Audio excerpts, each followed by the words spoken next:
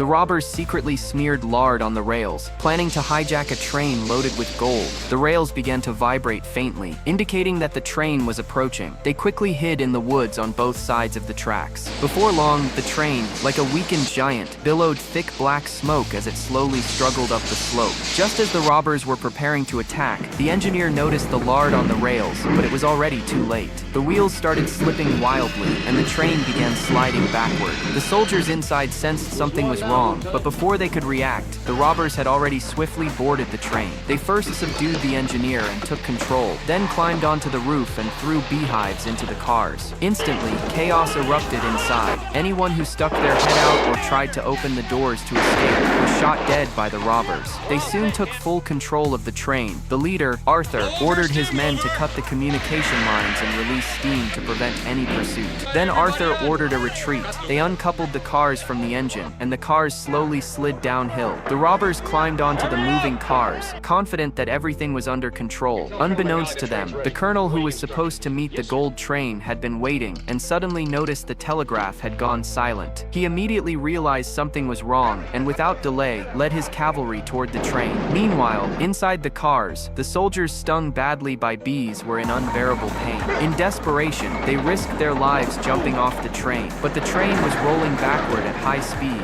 and jumping off almost certainly meant death. After all the soldiers had jumped, the robbers lit torches and threw them into the cars to smoke out the bees. Just as they began to relax, Arthur was horrified to discover that the train, driven by momentum, was picking up speed. He urgently ordered his men to apply the manual brakes, but unexpectedly, the brakes had completely failed. By then, the train was like a wild beast out of control, tearing along the tracks, uprooting trees on both sides, a terrifying scene. Fortunately, at the last moment, the train came to a perilous stop. The robbers, who had been waiting impatiently in the woods, excitedly rushed to the train to meet Arthur. They quickly began unloading the gold, but little did they know, the consequences of this robbery would be far more severe than they had ever imagined.